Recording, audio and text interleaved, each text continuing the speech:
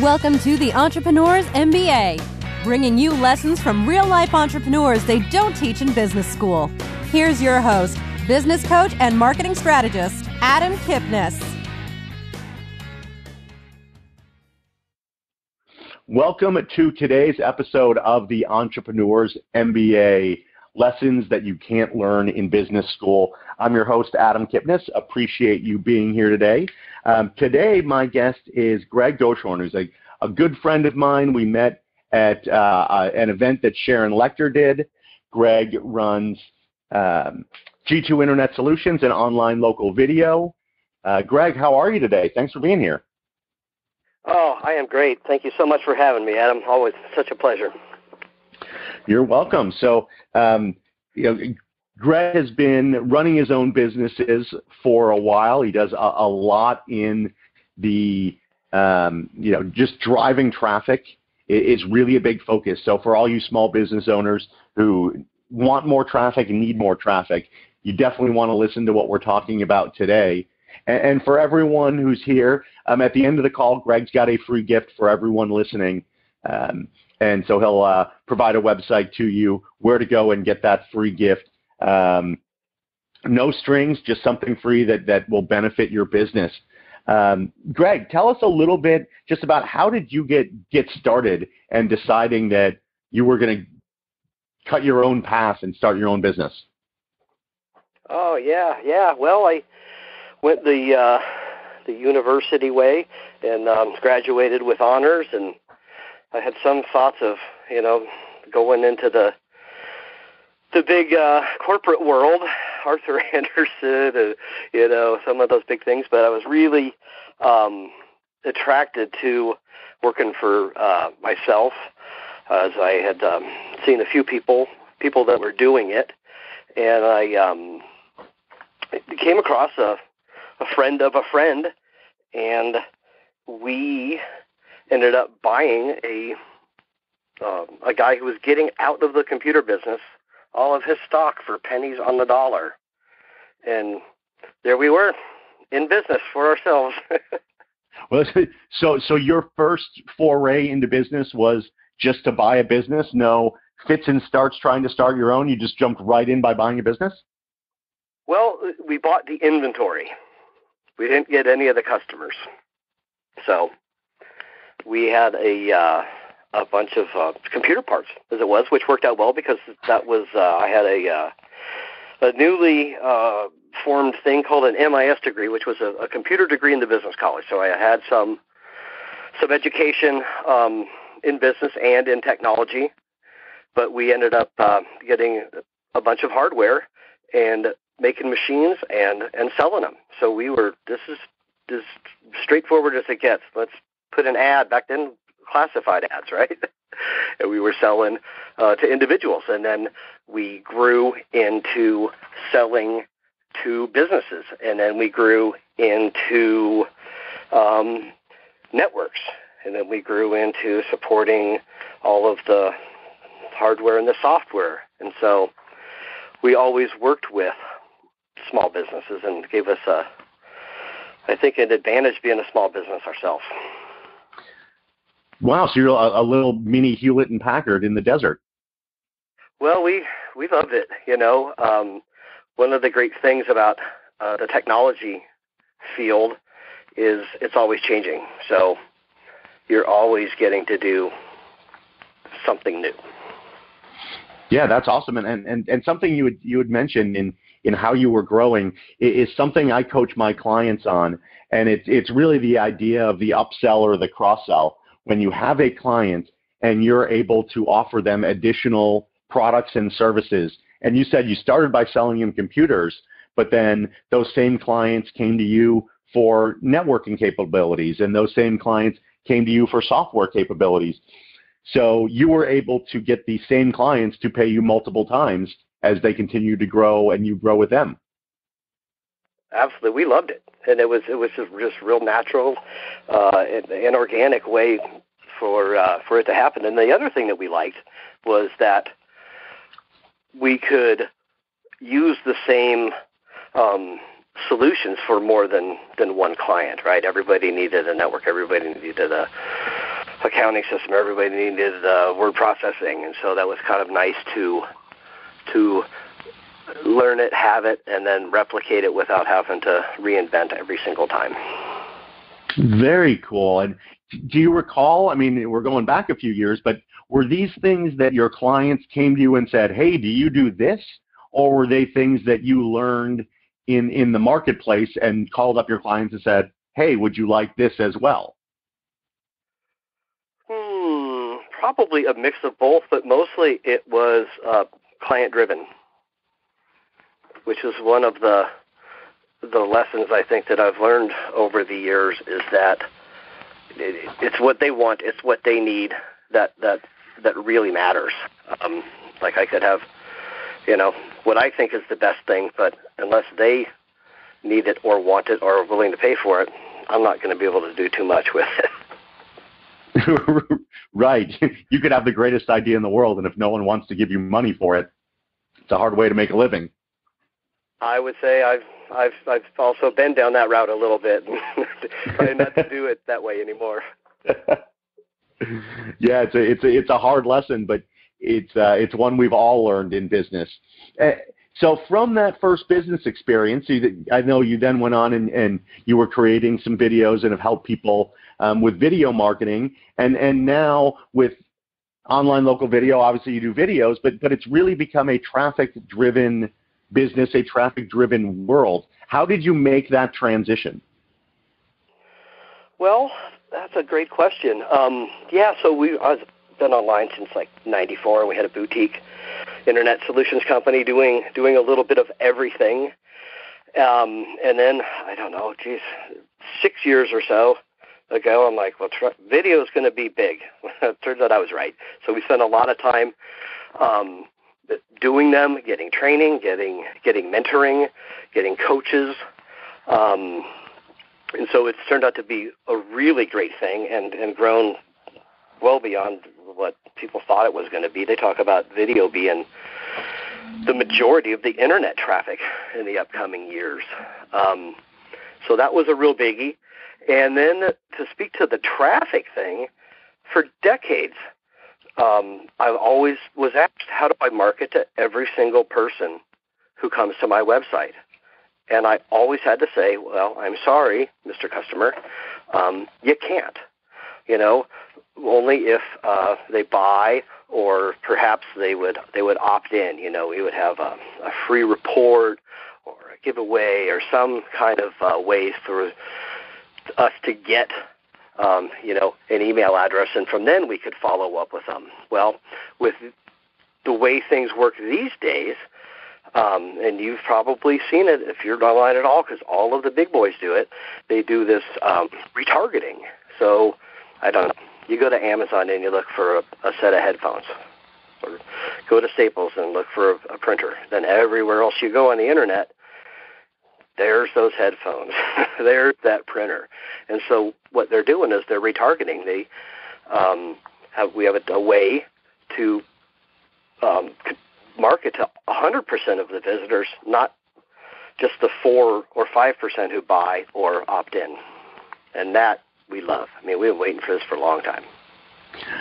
So if I can break it down in sort of non-technology in my head, so if someone comes to my website, so I give them a business card, or I send them an email, or somehow they find their way to my website and they look at it, and then they bounce off in the normal 6 seconds or whatever the average is that people stay on websites, I lose them in the traditional world. They have to remember to go back to it, or I've got to find a way to touch them again to reignite. You've got a way that does that automatically through the internet and through their searches?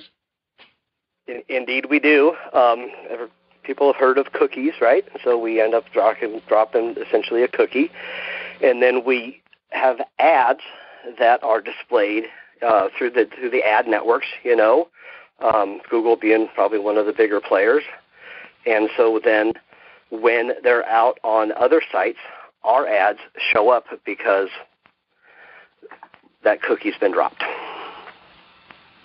And it's a really neat thing. And so not only can we do that, but we have some thought and some proven ad designs, right? And so we trade out the ads. We know that the website traffic story goes something like this. There are usually about 3 reasons why people leave. Like, they didn't see a great offer, and so they left. Or they didn't see a specific product or service. Maybe it's a dentist, but they were looking for teeth whitening. And then the third reason that we know people often bounce is they weren't sure that it was a reputable company. And so we have some sophistication in the way that we retarget too, by knowing these things and using proven ads. So it sounds like there's a little bit of psychology sort of built into the way that that you do this as well, correct? Indeed. And so we think in some ways ours are better. Some of even the big boys out there are just using like the same ad all the time, and that can result in banner blindness. I mean, you see the same thing and you start to ignore it, right? So there is some sophistication, we think, and some ninja marketing, or however you think about it, right? We're trying to be in the heads of the customers, right? And be proactive in knowing what they want and how we can help them. Awesome. And working with this, yeah, no, it totally does. And I think that's an interesting just differentiator, something that most small businesses and most of the people listening are thinking to themselves, like I am, how does Amazon know where I am? But Amazon's huge, right? So they've got an unlimited ad budget. But you're saying this is doable for every small business. It's not just the big boys anymore. Yeah, it's kind of a game changer. And yeah, we have some real affordable ways, and we can scale also. Very cool. So in the growth of your business and your entrepreneurial journey, obviously you're here to help people in their business and get theirs going. But what are some of the things that you've learned and that you've implemented in your business that really helped it take flight, I guess, taking your idea and the things that you do, but actually getting it into the hands of consumers and getting over the hump of wanting to be in business to being in business? What are some of those lessons that you learned? Okay, gotcha. Yeah, hard-fought lessons. With being an entrepreneur, discipline is way up there. Doing the right things. I'm kind of pragmatic and a big fan of people like Jim Rohn, where discipline's the bridge between your dream and the results. And to that end, what I have found that's really helped me is getting with some other like-minded people. It could be in a mastermind, which is great for ideas, but then an accountability partner. Could be a business partner, could be an associate, probably, not family, somebody who has kind of the same path, somebody that won't listen to your excuses. One of my accountability partners right now, when we talk, it's just a number is the answer. No story, because the number tells the story. And that's number of sales, number of contacts, number of customers, or all of those? Yeah, right now our current metric that we're talking about is calls with decision makers. Okay, how many you're making, or if we tell that story, so many times, we're going to get 1 out of 5, 1 out of 4, So that's the metric that you're following. Interesting. That's the one, because we know that back to mattering what the customer thinks. It also matters that, you're not just necessarily making posts, but turning the post and the other efforts into conversations with decision makers.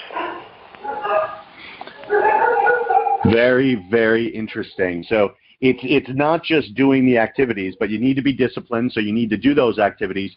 But you're talking about one of your keys to success is tracking and knowing your numbers. Indeed, because really, let's be frank, sales is kind of the biggest thing for a for-profit business.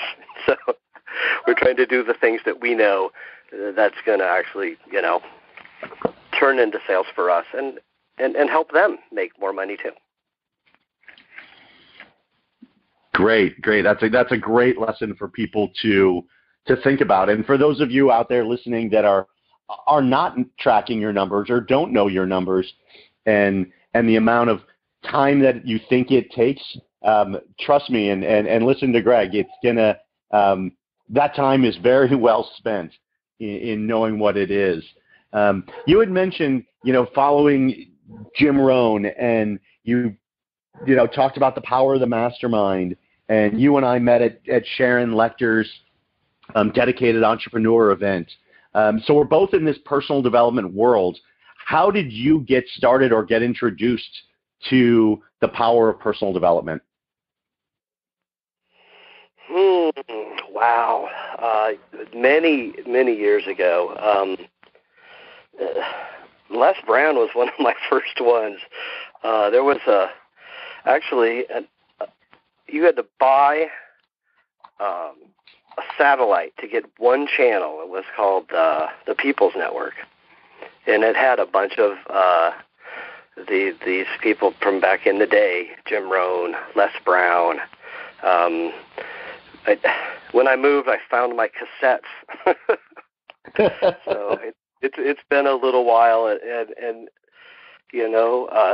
heck, Les is still out there. Jim's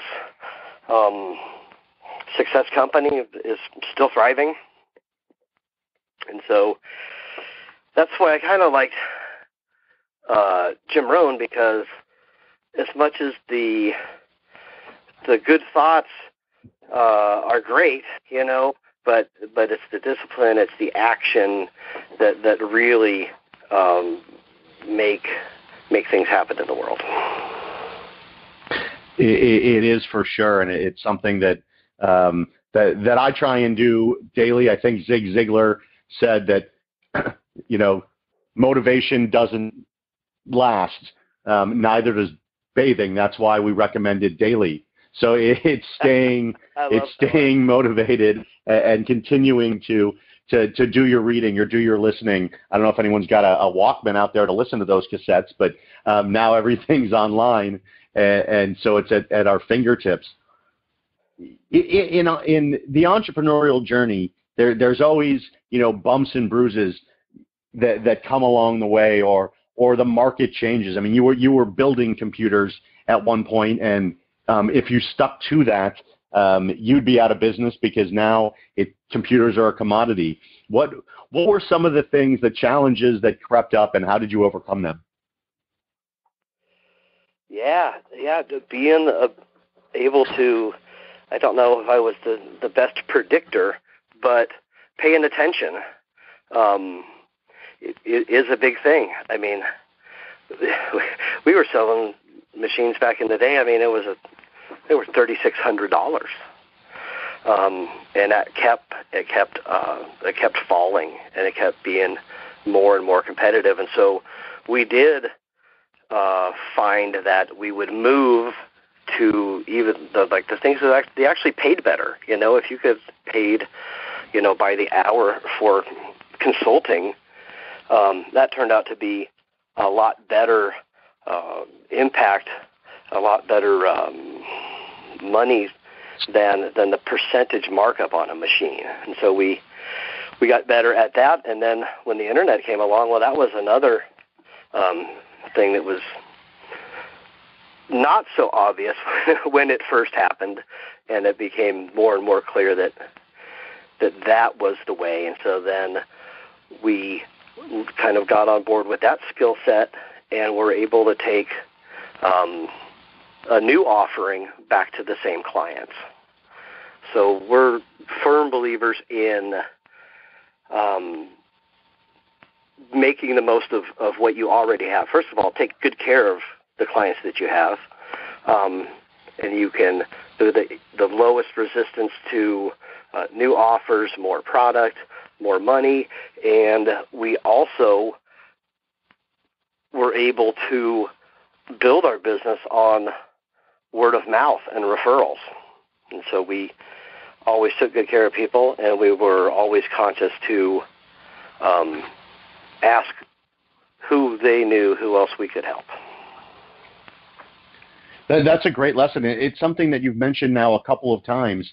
It's working with your existing clients and going back to them with new offerings, new ideas, and new things that you could bring. You did it in your computer business, and now that you've got doing things online through driving traffic, you can reintroduce yourself and introduce new products to those same people because you took care of them originally. The power of a long-term relationship. How do you continue to foster those relationships to make sure they're open to taking your phone call and buying new products and services that you have to offer as they come up? Okay, great question. So treat them right, and we think it's really important to touch base with them.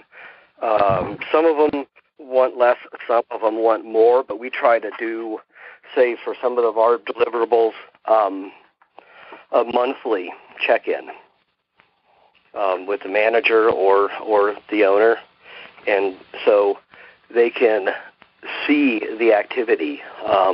We have some detailed reports because some people like that, but we always try to take like one win, one good thing that happened, and so they not know every little thing that we're doing, but they can see the value, and so when they see the numbers or they write that check, they know something, they're getting something for it. So you're going back to them not only with great service and a great product, but you're showing them what those products and services are doing for their business and opening their eyes to the value that they're getting. And that's a good time to go, oh, well, by the way, we now make, now have a proven formula for doing video ads, or you'd be interested in seeing that. So you have their attention. So it's a good chance to introduce the new offers. I love that, and I want everyone listening to really think about that. Who are the people that have worked with you before? Who are the people that said, yes, I want your service, and how else can you support them? It's not just about selling them more stuff. That's not what you're doing. What you're doing is saying, how else can I bring value to you that may be interesting, that may be able to take what we've done and take it to the next level. I think it's wonderful that you can do that and that you are doing that, and it's a great lesson for everybody else. So before we wrap up, there's one question that I always like to ask, and that is, think about a time when you had to take a leap of faith in your business, something that you just felt in your gut was right but was just really scary. What was that, and how important was the advice of a trusted advisor in actually doing it and making that jump?